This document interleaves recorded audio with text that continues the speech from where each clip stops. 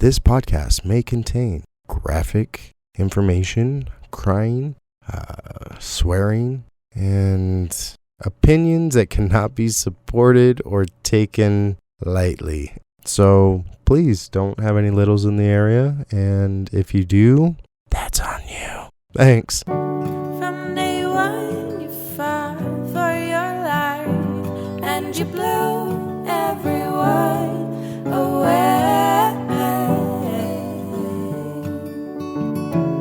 Hi, welcome back. I'm Jesse, I'm Alisha. and we're changing the chances. Welcome back. Hopefully you're a repeat listener. We love repeat listeners. That's what we're aiming for, is repeat listeners. Yes. If you're a newbie and you're starting out this far into the game, you should probably press pause and go back to the beginning. Agreed. We are not that far in. And plus you want to know all the stuff, right? Now you need the details. I mean, it's a lot. It's a lot to take in. All right. Anyway, let's get back to it. So, okay. Piper is getting close to being 2. Yes, getting close to being 2. How exciting is that? 2.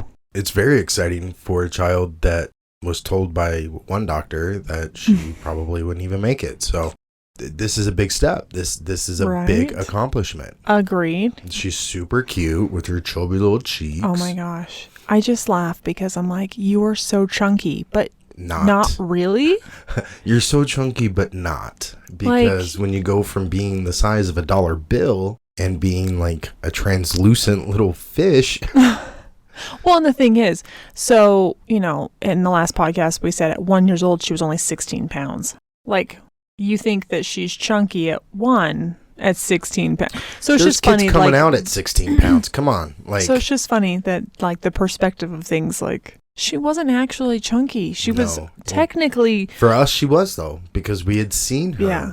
Like, not even on the chart for weight and height. Oh, no. Because she was so tiny. Yeah, she wasn't even on the chart. At this current moment, at 7 years old, she's only, like, in the 3 percentile or something for her height and weight. Like, she's made it onto the chart, people. Yeah. I'm like, that's another accomplishment. She's made it to the chart. She has made it to the chart, but she is still at the very bottom. It's not because she's like malnourished or anything. She's just tiny and petite. Yeah. She's long. She's got that from you. Yeah. Like, she is super long, all legs. You know what I think is really funny? Is that everybody refers to her as long. Okay, if she was walking around, you would never call her long. You would call her tall. This is true. And everybody does it. And I always say, yes, she's very tall. And people are like, yeah, I know. I just can't believe how long she is. Listen, I know she's not standing upright, but the word is tall. I feel like the word is tall. I mean, I guess. But I think you say tall because someone is standing. You're right, because tall is like upward trajectory. Well, yeah, like your brothers are tall. Well, yeah, my whole family is tall. Well, exactly. Your brothers are tall because they stand. Well, your younger one kind of slouches, but they're tall. We all kind of slouch. It's true. But Piper not standing, I think it's most people I get say she's long because when you see her, like, when she's laying on the floor. When she lays down. She is long, man. Yeah. If someone picks her up to hold her, you or myself, she's long. I know. I understand. I understand the whole theory behind long and tall. I got it. But for me, when I'm trying to, like, talk about her as a human being, and I'm not saying that we're not. We are, but she's tall. She's tall. See, and while I was in California this weekend visiting family due to a unexpected death in my family, very sad and unexpected death, I got to meet some of my uncle's grandkids, and one of his granddaughters is 7, same age as Piper, and she's just a cutie. She's a doll. And it just made me think, like, I looked at it in a different perspective, seeing a 7-year-old little girl. Like, I tried to picture what Piper would look like standing up, with this little girl, my little cousin, as reference. And I think Piper might have been a little bit taller than her. Like, at least her height, because she was kind of a tall girl, too. But it's just different because Piper doesn't stand. Like, I know. And you don't get to really see how tall or long she is when she's in her wheelchair because, she's sitting. Yeah. No, I totally understand that. And nobody says it because they're like trying to be hurtful. It's not, there are so many things people say unintentionally given her circumstances in life that, we've crossed this bridge. People called her a baby for a really long time. Oh, yeah. Lots of people I had to tell people when she's not a baby. Have called her a baby for a long time. And it's purely because she is not emotionally and mentally. She's not a typical 7-year-old. Yeah. Emotionally and mentally. Yeah, she's pretty much still like a 2 or 3-year-old. Mm-hmm. But she's not a baby. I know. And agreed. And that's a big one that I struggled with for a long time. And of course, at some point I hit my wall and just started correcting people. That's not who she is. She is not a baby. She is a child. She is a little girl. Yeah, you can call her a little girl, kid.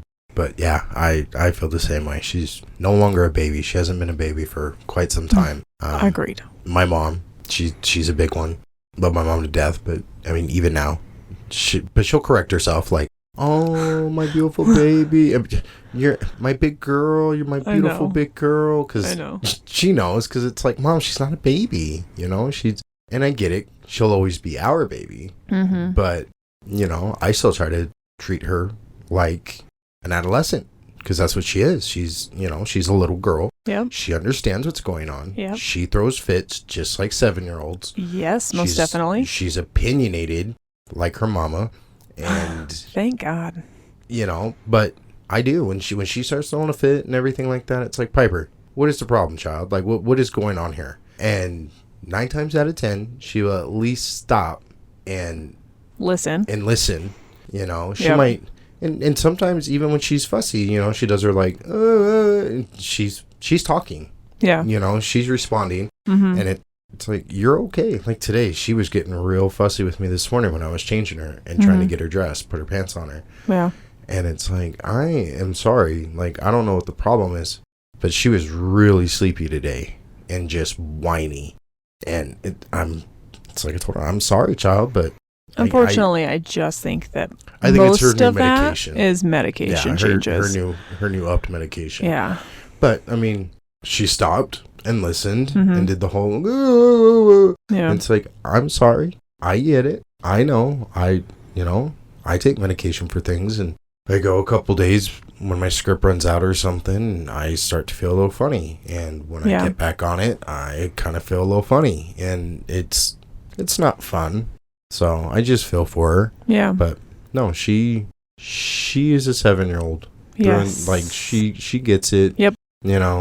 Super smart. The other day she was just laughing for no reason either. Just sitting in her beanbag chair. We think it was for no reason. We think it's for no reason, but just sitting there, we're all hanging out, and she just starts cracking up like she just watched a funny comedian on TV or something. Like, is cracking up. It's actually my favorite when she gets so excited and just starts laughing, because it's like that moment of pure joy just brings pure joy. Oh yeah, and like makes me happy. You can't hear her laugh and watch her just laugh and be in that moment and not get a smile on your face. Like, right?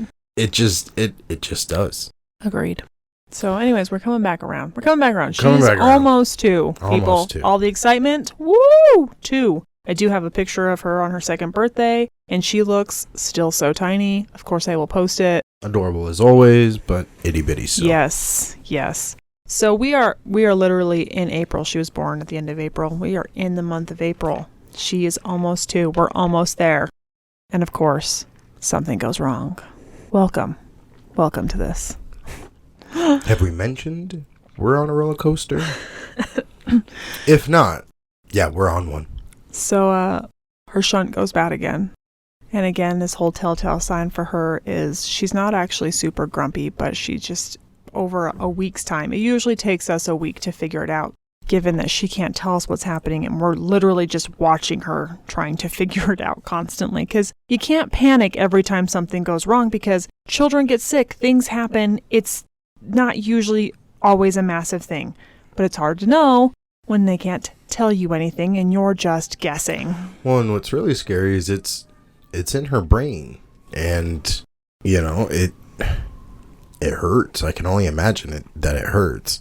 And to not be able to tell you, like, I have this probably splitting migraine headache because I have all this built up pressure in it, you know, and it's like they told us, if this fails, it can kill her. If her shunt fails, it can kill her. Well, yeah, because pressure. Yeah. I mean, obviously. So yes, her shunt fails. And so we take her in. They do a revision on it. Because she started throwing up a lot on this one, right? Yeah, and that's how we always know, Yeah, is she because, increasingly starts to vomit more and more every day. Well, with her first revision, her skull hadn't fused yet. So she was able to go a little longer before we noticed because her skull was able to Yeah, but she was still vomiting. Yeah, but she had the sunset eyes and the vomiting. Yeah. And just being kind of moody. So, yeah. So, it's about a week's time, usually. So we go in, they do a revision. It goes well. So she's, if you probably don't remember, I don't expect you to remember because there's a lot of technical terms. She has a VA shunt where it drains into her heart because your heart can pump a lot of fluid all at one time. So they just redo it. Same kind of shunt. Still goes to her heart. It's, she's in the, not recovery, where she's going to stay overnight. And actually, it's like observation just to make sure everything. No, it was NTU. Oh, was it? Yeah. Okay. Which is like the neurotrauma unit. She goes there a lot. Because a lot of what she deals with is her brain. Is neurological. Neurological. There you go. I'm like, that word. So Jesse's mom actually came up and sat with her. And we went home and showered and packed a bag so we could stay at the hospital because we knew that was coming. What we do. So we go home. We come back. Everything seems to be fine. It's, we're just hanging out. Nothing that exciting going on. Unfortunately, honestly, that's what sucks though. Is that's why hospitals are just so horrible. Is because you always go to them in a crappy situation, and then you're usually stuck there waiting, and it's just miserable. Yeah. I mean, they're not ideal. No, I fucking. Unfortunately, they're just not ideal. But ever since losing Caleb, I was never big on him to begin with, but after losing Caleb and knowing that he had to sit in the morgue for 2.5 days, I don't like hospitals. I just don't. They smell funny. Sick people are there. Yeah, I just get a weird vibe. There's just a lot of energy, and it's a lot of mixed emotional energy. Yeah. It's weird. I don't know. It's almost like I can feel it. It just. No, I get that. And I don't like it. I can understand that. And then the only reason I ever went to the hospital is because she was there. Well, yeah. That was it. You don't go for a vacation. On the contrary to what people may believe when I'm missing work and not doing things because I'm at the hospital, it's not a vacation. It's not fun. It's like my previous employer used to always be like, oh, how was it? I was sitting at the fucking hospital. How do you think it was, dude? Not ideal. Seriously. Not ideal. Oh, we were busy here at work. And I give a shit? No. Not even a little bit. Yeah. Anyway. So anyways, we get back to the hospital. Things seem to be okay. We're just hanging out. No big deal. But things kind of took a turn, which got really scary for a minute. Piper's vitals dropped drastically. They don't know why. The nurses came in and they tried to wake her up and she wouldn't wake up. Yeah, she was non-responsive. I remember they were pinching her fingers because they were even. They do a sternum rub, and they pinch your fingers to get you to react, to pull your hand back or to stir. And she didn't. She didn't do anything. Yeah, what should have she should have been pulling her hand back because it's kind of painful. They that's the whole point. I think is a pain response. Yeah, a pain response, and she just nothing. Just didn't. So they called the neurosurgeon back in, and he's like, you guys told me everything was fine. And we're like, yeah, she was fine 3 hours ago. It changed. She's not fine anymore. She's laying in bed. It's not like we tinkered with anything in her head. So they ended up moving us to the PICU, the pediatric ICU, in the middle of the night, which that was fun. That was awful. I mean, obviously you don't want to go to the ICU, but you can only have one parent sleeping there. Yep. And we had that was before COVID. Yes. During COVID, I don't even think they were letting a parent stay unless. No, they were letting a parent stay. Okay. Yeah. Yeah. So we, you slept in the car, I think, half of the night. I did, and it was freezing. I remember I don't know why you just didn't go home. I didn't want to drive because it was so late. It was late. It was like 2 a.m. Yeah, it was really late. I was exhausted. So I remember I snuck out one of the little hospital blankets that are like sheets of paper. Oh, yeah. And, and crawled into the van. No. Oh, no. It was the Malibu. It was the Malibu. I put the seat back and I just laid there and froze and shivered. And I stayed in the ICU with her overnight for the rest of the night. Yeah. Let's talk about that dad privilege. What? Here you go, Dad. Sit out in the car and freeze to death. Let your busted up back and neck feel wonderful. In all fairness, they didn't kick you out, though. And they 100% due to rules would have normally asked you to leave. Yeah. But because we transferred in the middle of the night, they didn't ask you to leave, but there just was nowhere for you to be. Oh, no. There was nowhere for me to be. There's one chair and that's it. It slides out and converts into some. Yeah, one of those chairs turns into a single bed type situation. It's not even a twin sized. No, it's a chair that just reclines. Yeah, that's it. You sleep there. So comfortable. It's my favorite. That's the best. Best sleep ever. So we ended up staying in the ICU overnight. She did okay. She did fine. She came around and was a little more responsive. Yeah. So whatever happened, we don't know what it was. It was terrifying. If you can only imagine. Just non-responsive, almost coma-like. Yeah, just completely not. Yeah. It was terrifying. So, unfortunately, the neurosurgery was we need to take her back in and make sure things are okay. We don't want to do a second surgery the next day, but if something's going on, we need to get in there and see what it is. Yeah. So they took her back to surgery, and they decided while they were there that they were going to change her shunt from a VA, from the one going into her heart, back to a VP, which is the one that goes back into your stomach. Because she was also starting to get a fluid sac around her heart. Yep. Because they said that extra fluid would be no issue, that the heart would be able to handle it. Mm-hmm. But they started, when they were doing, chest x-rays and stuff and whatnot, they could see that her heart was starting to get fluid on it. Yep. And so they thought maybe that was contributing to what her issue was. Yeah. So they were well, we're already here. We're in here. Let's move it back to your belly. Let's move it back to her belly. Which is a safer option anyways. Yeah. Because then your belly just digests the stuff and does what it needs. Your body just absorbs it and calls it a day. It's a little safer because you don't have to worry about it failing or getting an infection, because if you get an infection, it pumps it straight into your heart and your heart pumps it through your body that much faster. Yeah, you go sepsis quick. Yeah, real quick. So they put it back into her stomach, because when it first failed, it's because it wrapped around her intestines. So I know, some odd crazy thing that never happens. Yeah, that out of thousands of shunts, it's never happened. And it happened to Piper. Of course. Go figure. But yeah, they made a little pocket in her abdomen, away from things when they put it back in. I mean, that doesn't mean it's going to stay there. Yeah.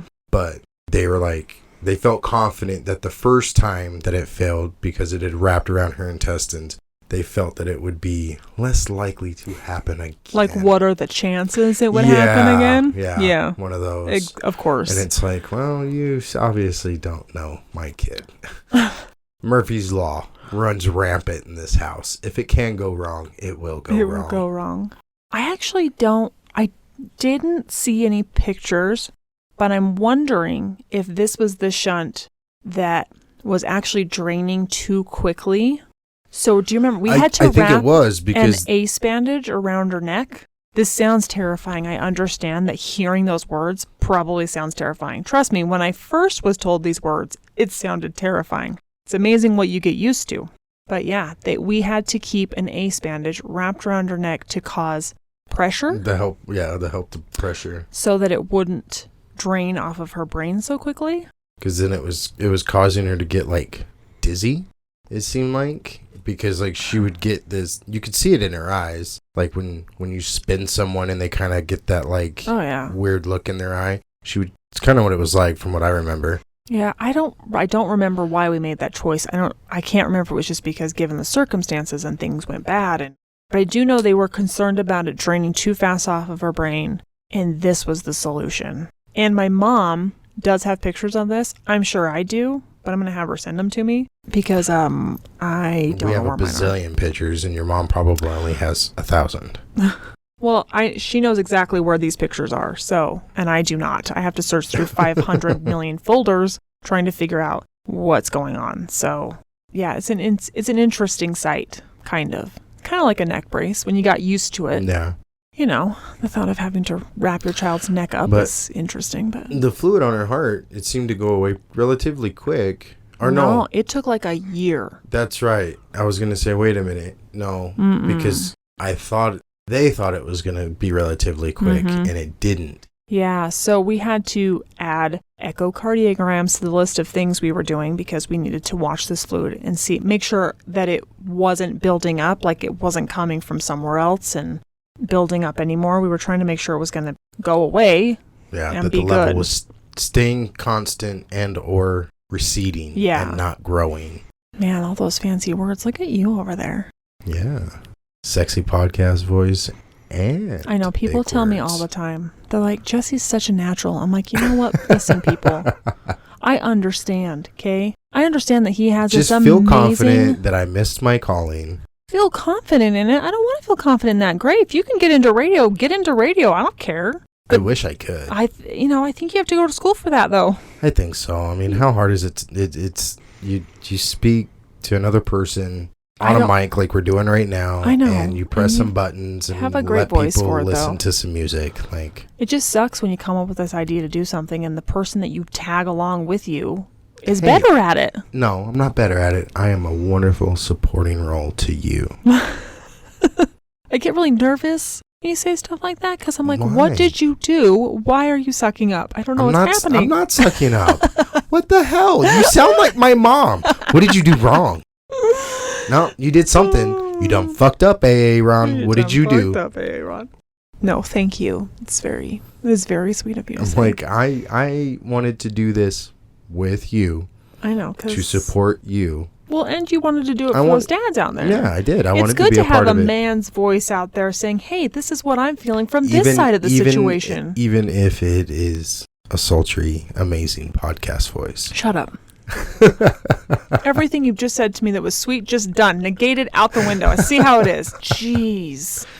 Oh, I love it. So this all happened at the beginning of April. It's the end of April. Woo! And she turns 2. We've made it. Oh my gosh. So 2 days after she turns 2 is Piper's brother's memorial, Caleb. It's usually the 27th is usually pretty hard for us. The end of the month, it's a little rough. Yep. We did talk about that, like mixed emotions, because you're like, It happy is. You're that celebrating life, and you're also, dealing with death. dealing with loss. Yeah. Everyone's so nice. They're like, oh, loss. I'm like, no, death. He died. He died. I'm like 5 when it comes back to that. I'm like, yep, that's what happened. Let me just lay it out there for you. Do you feel bad now? Thanks for asking. I don't do that intentionally. That's my coping mechanism, by the way. My uncle's granddaughter asked. She was very close to my aunt that passed away. One of these kid moments. Yeah. Yes. I don't know if I'm wording it correctly, but my uncle had told me that she was asking or telling him, I miss Auntie. She's in heaven this week, right? So she'll be back next week.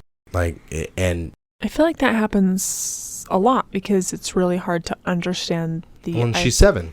Yeah, because the idea of heaven is a place, and most places you can go to, you come back from. Yes. And he told me, he's like, I lost it, man. Oh yeah. That's a tough one. My great granddaughter telling me something like that, and it's like, I can't even imagine. He goes, well, and everybody kept expecting my aunt to just come around the corner. Hey y'all, food's ready, and because that's just who she was. She took care of people, and I only got to meet her once, but she was very sweet. The sweetest, just so sweet. And some of my her earliest much. memories have her and my uncle in it, and she was a sweet woman. Yeah. Piper, she would have loved Piper. I think she made us those bags.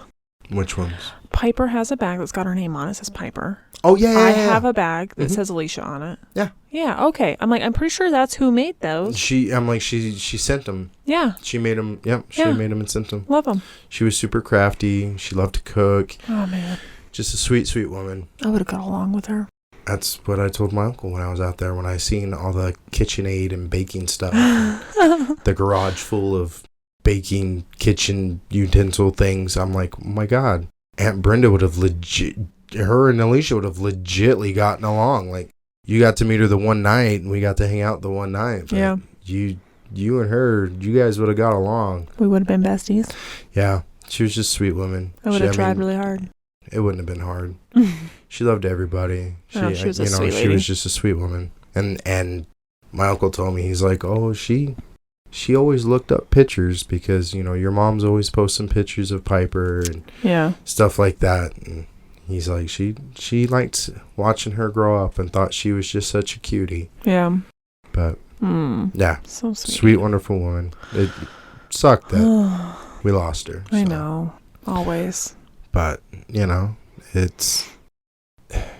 it almost feels like unreal because I hadn't seen her in so long, and it just kind of happened so fast. Yeah. But it was nice that I was able to go out there and see family, see my cousins, be with my uncle, stuff like that. I'm glad that you did. But I missed my girls. I think that it's important for you to go. Well, and that's what I told my uncle. I was like, I didn't even think I was, I hadn't even planned on coming. And my wife's the one that pushed for it. She's like, no, it's family. You got to go. Go. Do it. You got to go. So he's like, oh, if man. this has showed us anything, it's life is too short, which we already know. Oh, yeah. It is unpredictable, so do it. Don't say I'm going to do it in 3 months from now. What's going to happen in 3 months? We have no idea. Yeah. You just do it. Well, while I was out there, my mom's mom, my grandma, had an episode and had to go to the hospital while I was out there. And I thought my uncle was going to have a heart attack because he had a panic attack. Right. Earlier in the week, he loses his wife. And the exact same week, his mom goes into the hospital with possible heart attack conditions. You just cannot handle that kind of That's stress. what he was saying. He's like, I don't know how much more of this I can handle. And I'm like thinking, dear God, please don't have a heart attack while it's just me and you. Like, oh, no.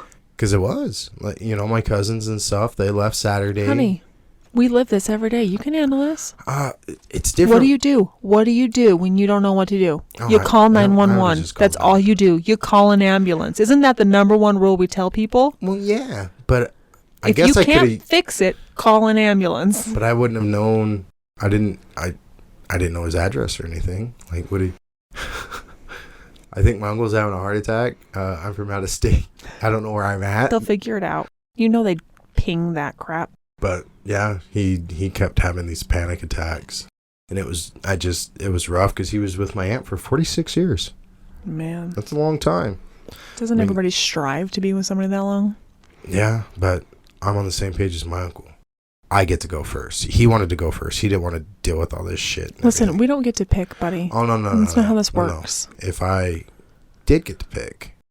No, you're right. I'm not leaving you with Piper. No, exactly. I love you. Mm-hmm. And you are a great dad. I'm not leaving you with Piper. Oh, no. I 100% agree. No, she loves me. Of course, that was apparent when I got home, and she was super excited that because I was gone this weekend and stuff. Like, she was excited I got home, but oh no, she's mama's girl. Like, the problem is I can't let go, so I'll hang around out of pure stubbornness because I think I'll just let go because I'll be like, I'm tired.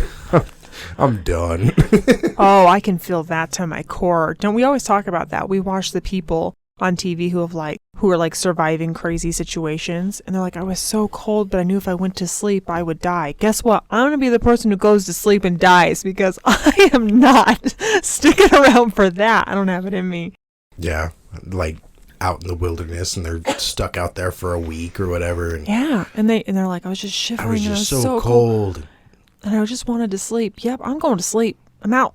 I'm good. Thanks. I'm pretty sure I'd do the same thing. It's like, but see, I would probably convince myself I'll be okay. Just let me go to sleep. When I wake up, I'll do what I need to do. Oh, no, I'm going to be like, I'm going to sleep and I ain't waking up, and that's fine. At least I'll be asleep. I'm going to be honest about it to myself. Anyways, we've left turned and beard because welcome. Left field. I know. Squirrel. There's Maxwell looking at us like, Squirrel. Really, you're veering again. Jeez, get it together, you. So two. then, after the revision and everything, and her birthday, and whatnot, she had her first like big seizure. And so this is new that she had a seizure in the hospital right after she was born, and because of a medication. Yep. Which we did address, and then she didn't, which was awesome. So for 2 years, she's not had a seizure. We've had no seizure activity. And trust me, I was grateful every day that we didn't have them because we had heard stories. I grew up with somebody who had seizures, and they're terrifying, and they're unpredictable, and they're scary. Who needs that? Yeah, on top of everything else. I don't need that in my life, but here we are. So it was a normal Saturday. Oh, Sunday. Actually, it was a Sunday. And I will tell you how I remember it was a Sunday. Got up with Piper. She just didn't seem like she was feeling well. We just keep an eye on her. This is what you do. She threw up. I didn't think anything of it. That happens. Just then something weird happened. She threw up and she went limp. Okay, when I say limp, I mean limp. There was not a bone in this girl's body. Like limp noodle, completely and totally lethargic. She couldn't keep anything in her mouth. She was just drooling profusely. I didn't know what was going on. So I picked her up, walked into the bedroom, told Jesse, get up. Something's wrong. I don't know what's going on. Something's wrong. So we get dressed quickly. I don't think that we took our time or anything. No, I was in my boxers, and I think I just grabbed the sweatpants at the end of the bed and a t-shirt and just threw it on. We're just saying like enough to get out of the house. Yeah, I'm like, couldn't leave my house in my boxers. That's the only... At this point, we're loading into the car. She's turning blue. Yeah, she's turning colors. Breathing is almost non-existent. You can hear the gurgle of like saliva and air being forced almost in and out. She's not breathing. She's not looking good. Well, yes, and of course, if you're turning blue, you're probably not breathing well. So luckily, we live, right across the street from a hospital, which is way faster than calling an ambulance, if we're just being honest. So we just jump in the car. I hold her. Jesse drives us to the door. I run her in. They take her back. This is like our first like traumatic. This is our first ER visit. This is our first time since she's been home that we've had to rush her to the ER. Yeah. This is we've taken her, but this is the first time we've had to rush her in a life or death situation. Yes. So it was very traumatic when you don't know what's happening. So they take her back. They're just doing all the things. I don't even know what they're doing, honestly, because it's new. I can't even remember. Like, do you even there's so much happening all the time that they put like the color chart next to her. I remember that. Yep. And like apparently she had already been a few minutes without regular oxygen flow, and that's why she was starting to get gray and like blue. That's not a good look. No, it's absolutely terrifying. So they intubated her. I had to turn around for that because that's a rough one to watch. To this day, I've been around for that, and I don't watch ever. I watched them do it once. That one always kills me just a little bit. Well, and intubation, just in case you don't know, is when they put the tube down your throat to force oxygen into you. Just in case you don't know. So I watched them put I forgot what they call it, but the thing that like opens up your mouth. I watched them put that in, and I turned around because I could not. That's when that's the only time I've ever watched them do it. No, because I can't. Yeah, no. I can't. Like that's a rough one to watch. That is not. It's not good. Because then they got an IV in her, and I just don't know what they did for her. Like I don't even know how they knew it was a seizure. I mean, they're a hospital. They probably know these things, but. Because when you think of a seizure, when you don't understand them, you think somebody who falls over and is shaking on the floor. Yeah. And this was not what she was doing. They were asking. I remember them asking, like, her background, her history. And I think it was just, I think they asked if she had seizure activity. We said no. And we said no. And then, if I remember correctly, they asked about her allergies, and I said Versed. And they asked why. And I told them. And they were so confused because it's in the family of drugs that help with seizures. Mm-hmm. It's a sedative, like Valium. Yeah, like Valium. And when I told them, I'm like, no, I watched her get it, and I watched her have a seizure. She doesn't get that. I think that's when they kind of started looking at seizure activity. Well, and they knew she had brain damage because we told them about the 2 grade 4 brain bleeds and stuff. I think they finally got her something to help with the seizure. Yep. And to help with the breathing and stuff like that. Because then, as soon as they intubated her, she started getting color back. Like, yes, because obviously she was getting oxygen back in her body. Yeah, she was getting oxygen. Because that was a big thing too. Is they were like, if she already has brain damage, the less time she has oxygen, the more brain damage she's getting. Yeah. Well, and seizures cause brain damage, so yeah. Yeah, it was a whole thing. It's a whole situation. But that was her first. That was like her first seizure. Yeah. And she might have had some before then that were just so tiny, because we've noticed now, like, she has little ones that only last 30 seconds, maybe a minute, and she kind of bounces out of them and she's okay. And, so possibly she could have had little ones that we just didn't notice because we didn't know what we were looking for. Well, we weren't looking for seizures. Yeah, we weren't looking for seizures. So, they were at the regular hospital, and they need to take her to the children's hospital where she can be watched. So they're going to life flight her there, and by life flight, so we're just in a panic. Because terrifyingness happening here.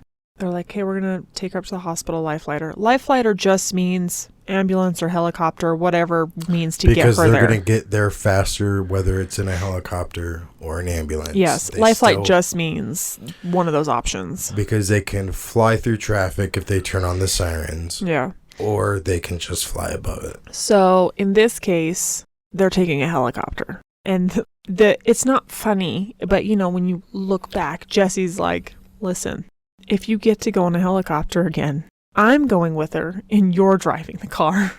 I said, that's fine. I don't care. And it sounds kind of trivial, but I've never been in a helicopter. Neither had I. I know. And I'm sure that's not the way I want to be in a helicopter. No, it's not exciting. Trust me. It wasn't like, this is awesome and I get to enjoy the views. No, it was terrifying the whole freaking time. But especially because, I still want to do it. And that's fine. I still want to do it. But I saw the helicopter take off as I was leaving the hospital, because I jumped on the freeway and I could only follow for so long because I saw you though when we got close to the hospital. Like, I saw where your car was. Oh yeah, or our car. Yeah. I saw you on the road. I was like, that is our car. That's where you're at. So I knew how far away you were. Yeah, because I tried to keep up because Well, you ain't keeping up on that. Oh, well, no, because I can't do 160. Well, and they can go in a straight line pretty much. Yeah, you have to weave go through traffic. Traffic, yeah. Yeah. But because that was really scary, because then everything in my mind that could go wrong was going wrong the whole ride up there. And well, of course. Of course. Yeah. I mean, at this point when they transferred her, she was stable. Yes, this word is awful. Word. Yes, yep, I know. Our favorite word. She was stable. But she was. She at least had oxygen in her body. They had breathing. Gotten the seizure to stop. And we're talking massive seizure, like 30 minutes long seizure, because we obviously didn't know what was happening. Yeah. And by the time they figured out to get it to stop, we're 30 minutes. That is a very long time. It's a very long time. It's very hard on the body as well. Like, you could just tell, granted she was passed out between the drugs and the seizure. Yeah. But you could just see it in her body. Like, she was still just limp. No. Yeah. Just nothing. Yeah. Like, sad and to say, like it was almost, it was just lifeless. And it is still like that when she unfortunately has a massive one. Which is weird because none of her seizures are ever the same. No, ever. No. Like and they one ask seizure. You, Yeah, because they'll ask us, like, oh, well, what does her seizure activity look like? And it's like, none of them are the same. She can go from being a complete and total, like, limp noodle, stop breathing, foaming at the mouth, eyes rolling in the back of the head, to typical grandma, locked up, rock and shake, grinding your teeth because she's just locked up. Like, she's had it all. She's done it all. Your guess is as good as mine. And it's hard to tell because then it's like, is it a muscle spasm or is it a seizure? Because with her increased muscle tone, she has muscle spasms. Yep. So sometimes she'll have one and it's like, is she having a seizure? Shit. So you just watch and you wait just it watch out. it. And because the rule of thumb is when a seizure is happening is you wait 5 minutes. This is the most important thing is you need to watch her, make sure she's safe wherever she is, and usually roll to her side in case she vomits because you don't want her to choke on it. which she has done. Aspirating is a real thing. And you wait for 5 minutes. You time it. You get 5 minutes. After 5 minutes, she has a rescue med, which is like Valium. Like, it's in the same family. I forgot what it is, but it's a gel. But we give her a rescue med that's supposed to stop a big seizure. She's had one where the rescue med has done jack shit. She's had several where it hasn't done anything. Because it's just that big of a breakthrough End up seizure. taking her to the hospital anyways. Yeah. So we've definitely have experienced over the years 20, 25-minute seizures because we cannot get her to come out of them, which is not great for her brain, which is not great for her. It is not great for anybody, if we're just being completely honest. It's just not awesome. She's had quite a few of those big breakthrough seizures where she's not breathing. Okay, so we get to the hospital. I'm just sitting there with Piper. I'm waiting for you. She's knocked out at this point, and she's intubated. She's out, intubated, on oxygen. It was a rough night. Or morning, needless to say. I did call my mom. She did not answer. I tried her again. She did not answer. This is how I know it was on a Sunday, because then all of a sudden it dawned on me, ding, my mom's at work. She never works on Sunday. Just happened to be inventory. And that's the one time she has to work on a Sunday. Jesse did do his phone calls, because that's what he does. He called my dad. My dad does not ask any questions because he cannot handle it. So he was just like, okay, great. I'll let Janet know when I can talk to her. Like, he's very like, great, good to know. Like, can we not talk about it? Stop talking. Something bad's happening. Stop talking. Oh my gosh, yeah. He's sweet guy, but I get it. It's hard, and everybody handles things differently. Everybody does, and that's his granddaughter, so I'm sure it's very hard for him, because his only daughter has to deal with this, and so I get it. But yeah, he's very much like, yep, okay, I will let her know. All right, I don't want to talk about it. Yeah, and I don't think it's because, again, it's not like he's being heartless and he doesn't want to know. He literally it's probably just too hard for him. Can't handle it because it's a lot, especially if I call, because if I break down in tears, he's like, okay, I got it, cool, just like call me when you can talk. Like, stop with that blobbering sob. He's just like, no. So my poor dad. But yeah, I do know that you got a hold of him, and and this is where we start our new journey with a new diagnosis. Yeah. Now she has a seizure disorder, which is terrifying. It has been a journey the last 5 years with this, and obviously we will dive into more of those as time goes on, because trust me, they're that I feel like we could end on her first seizure with that, because then we got to get into neurology, checking it out and talking about diagnosis. There's a whole thing. So we've added a new doctor, a neurologist, because obviously somebody needs to monitor seizure activity and meds for that. Not just a neurosurgeon for her son, but now she has a neurologist because she's having issues with the brain. This is where we are in life. It is. You know what? She's never boring. Oh no, there's never a dull moment. We always hope for a dull moment. Oh no, when it's dull and quiet, it's good. Soak it in. Yeah, enjoy it. Soak it in. Like, we like dull and boring. I don't need to go to the ER at 2 a.m. all the time. No, I'm good. Good. I don't need a heart attack because she's having a seizure and not breathing. Like, I don't need any of that. I can't even. I just can't. Anyways, I think we're going to end the episode there. Yeah. Sorry, it kind of ended on a down note. She's fine. She's 7, in case you just don't understand this timeline. She was 2 when this happened. She's now 7. She is fine. She is fantastic. She's a soldier, straight up. Oh, man. I just, every day I'm thankful I have to say that I am not a stress ball and I am a calm person. And I only say that because I do have a friend who always is like, I don't know how you do it because I would have died from a heart attack years ago. But that's just not who I am. Even with me being a stress ball, like, I've had to learn how to not be because...